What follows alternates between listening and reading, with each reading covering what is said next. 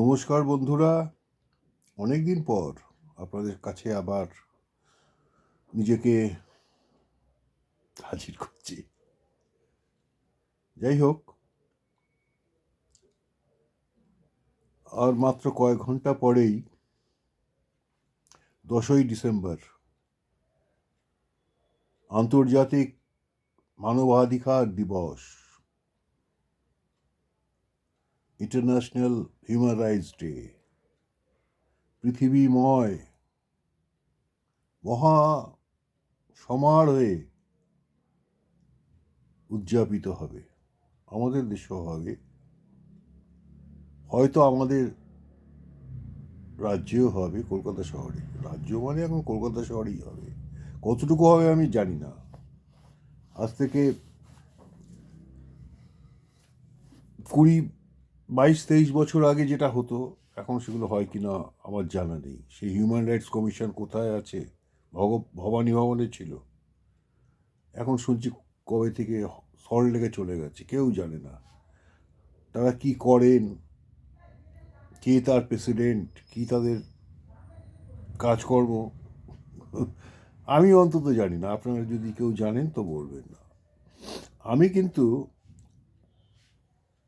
কিছুদিন ধরে, অনেক দিন ধরেই আমি হিউম্যান রাইটসের কাজকর্ম নিয়ে জড়িত, একটু একটু খোঁজ খবর রাখি আর কি, কাজ করি।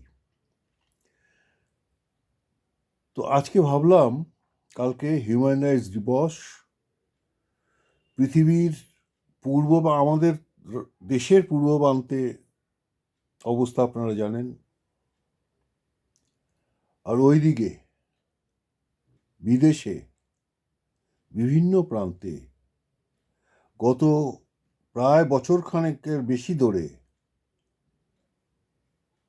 কি চলছে, কি হিংসা, যুদ্ধের নামে সাধারণ মানুষের উপর কি অবস্থা। আমি একটু আগে বলছিলাম যে আমাদের দেশের হিউম্যান রাইটস কমিশনের অবস্থা। আচ্ছা, রাষ্ট্রপুঞ্জের হিউম্যান রাইটস কমিশনের অবস্থা কি? তারাই তো এই সনদটা দিয়েছিলেন 1949 সালে, 10ই ডিসেম্বর। রাষ্ট্রসংঘ তাদের পৃথিবীর সমস্ত সদস্য রাষ্ট্রকে বলেছিলেন হিউম্যান রাইটসের জন্য কাজ করতে হবে, নিশ্চিত করতে হবে মানবাধিকার, মানুষের অধিকার, সাধারণ মানুষের অধিকার, জীবন জীবিকা বেঁচে থাকার অধিকার, মত প্রকাশের অধিকার, স্বাধীনতার অধিকার। কি অবস্থা হয়ে গেছে এখন! শুধু আমাদের দেশে বা আমাদের রাজ্যে নয়, সারা পৃথিবীময়। আমি খুবই দুঃখিত। আগে তাও এই দিনগুলি একটু পালিত হতো, একটু মানুষের অ্যাওয়ারনেস হতো, এখন হয় না। এই প্রসঙ্গে আপনাদের জানিয়ে রাখি, আমাদের দেশে একটা আইন আছে, এটা ওই রাষ্ট্রসংঘের নির্দেশেই হয়েছিল। মানে আমাদের শাসকরা, আমাদের শাসনকর্তা, শাসকই বলি, গণতান্ত্রিক দেশের নির্বাচিত সরকার হলেও এরা শাসকই সবাই বলেন, আপনারাও বলেন শাসক। শাসক, আমি বলি সেবক, কিন্তু এটা কেউ মানে না। এসব শাসক, আর আমরা শোষিত, শাসিত। যাই হোক, আমাদের একটা আইন আছে জানেন তো, protection of human rights act. তাতে একটা ধারায় বলা হয়েছে যে যে হিউম্যান রাইটস কমিশন আছে, একদম কেন্দ্রের স্তরে আছে, জাতীয় স্তরে আছে, ন্যাশনাল হিউম্যান রাইটস কমিশন। আপনারা শুনেছেন বিভিন্ন সময় এরা এসে নানান ঘটনাতে, বড় বিপর্যয়ের ঘটনা, হিউম্যান রাইটস ভায়োলেশনের ঘটনায় এরা আসতেন। আজকাল আর কিছু দেখি না। আর আমাদের রাজ্যেও আছে স্টেট হিউম্যান রাইটস কমিশন। এর জন্মলগ্নে থেকেই আমি এদের সাথে যুক্ত ছিলাম। আমি কর্মসূত্রে নানান রকম কাজে থাকতাম আমি। তো যাই হোক, তো এখন এদের কোথায় আছে আমি জানি না, এদের কী করেন আমি জানি না, কিন্তু আইনটা আমি জানি। Protection of human rights act, সেটা আমি জানি। তার 30 ধারায় বলা আছে যে জেলা স্তরে প্রত্যেকটি জেলায় একজন ডিস্ট্রিক্ট অ্যান্ড সেশনস জাজ আছেন, আপনারা জানেন।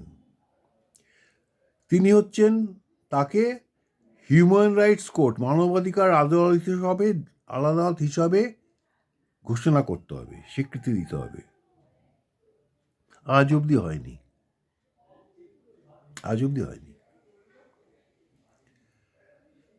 আমি 2021-এর শেষে বা 2022-এ আমাদের রাজ্যের মুখ্যমন্ত্রী সহ মুখ্য সচিব, স্বরাষ্ট্র সচিব, state national human rights state law commission, এদের সবাইকে আমি চিঠি দিয়েছিলাম, ল মিনিস্টার চিঠি দিয়েছিলাম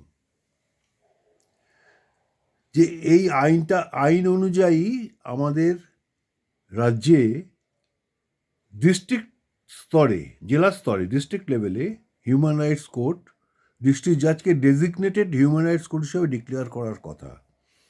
আমি শুনেছি নাকি এটা হয়েছিল, কয়েক দিনের জন্য একটা ফেস্টুন লেখা ছিল আমাদের আলিপুর ডিস্ট্রিক্ট জাজেস কোর্টে, আমি দেখেছিলাম সেই 2022 সালের প্রথম দিকে, ডিস্ট্রিক্ট জাজেস হিউম্যান রাইটস কোর্ট। কিন্তু তারপরে 7 দিন পরে সেই ফেস্টুনটা চলে গিয়েছিল। তখনই আমি লিখেছিলাম, মুখ্যমন্ত্রীকে লিখেছিলাম চিঠিটা, মাননীয় মুখ্যমন্ত্রীকে, যে এটা কি ব্যাপার একটু জানান, কি হলো, আমাদের কি হিউম্যান রাইটস কোর্ট আছে? সকলেই আমার চিঠি পেয়েছিলেন, কিন্তু কেউ আমার চিঠির কোনো উত্তর দেওয়া দরকার মনে করেননি। দুর্ভাগ্য আমার মতন অগণু লোকের চিঠির জবাব কে দেয়? কিন্তু এই নিয়ে কোনো এতগুলো আমাদের যা অ্যাক্টিভিস্ট ছিলেন, যে সমস্ত অর্গানাইজেশন ছিল, সিপিডিআর, এপিডিআর, আরও কত রকম সব অর্গানাইজেশন তখন ছিল, এই 90 দশকের পর থেকে 2005, 6, 7 অবধি ছিল। আজ তাদের কোনো আওয়াজই শুনতে পাই না, কিছুই শুনতে পাই না, কে কোথায় আছে কেউ জানতেই পাই না, কিছু করেন না কেউ। আমি অপেক্ষায় ছিলাম হয়তো এরা কিছু করবেন, বা কোনো অ্যাক্টিভিস্ট হাইকোর্ট, সুপ্রিম কোর্টে কোনো কিছু করবেন। কি অবস্থা হলো, জেলা স্তরে human rights court set up করার যে ডিকটাম আছে, নির্দেশ আছে আইনে, সেটা কেন হচ্ছে না সারা দেশে, বিভিন্ন রাজ্যে? কিন্তু তার কোনো খবর নেই। কোনো সাংবাদিকরা, কোনো টিভি চ্যানেল, কেউ এর উদ্যোগী হয় না এখন। আমি জানি না কেন, কিন্তু কেউ হন না। কিন্তু কাল মহা সমারোহে এই উৎসব হবে। অনেক ঘটনা আমাদের দেশে হচ্ছে, আমাদের রাজ্যে হচ্ছে, যেগুলো জেলা স্তরে সমস্ত এরকম হিউম্যান রাইটস কোর্ট হলে পরে সেখানে চালানো যায়, দায়ের করা যায়। এবং আপনারা হয়তো জানেন না, কোনো প্রতিষ্ঠান দরকার নেই, কোনো সংগঠন দরকার নেই, কোনো দল দরকার নেই। একজন ব্যক্তিবিশেষ কিন্তু হিউম্যান রাইটস অ্যাক্টিভিস্ট, তিনি ইচ্ছা করলে এগুলো করতে পারেন। সেই হিউম্যান রাইটসের আন্দোলন থেমে গেছে 2011-র পরে, একেবারে থেমে গেছে। কেউ ভাবেই না, কেউ জানেই না হিউম্যান রাইটস কি। এখন অনেকে বোঝাতে হয়, ওটা খায় না মাথায় দেয়। কিন্তু আমাদের যখন তরুণ বয়স ছিল, তখন কিন্তু এই যখন আইন হয়েছিল, এই আন্দোলন হতো, তখন আমরা এগুলো শিখেছিলাম। আজ তার কোনো প্রয়োগ নেই, কেউ পাতা উল্টায় না, ফিরেও তাকায় না।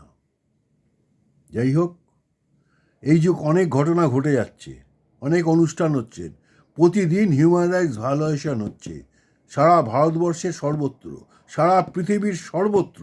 এই মুহূর্তে এখন আমি যে কথা বলছি,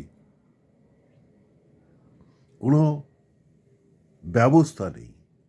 যে পথে গেলে কাজ হতে পারে, আইন আছে, আইনের একটা অস্ত্র আছে হাতে, কেউ প্রয়োগ করছেন না।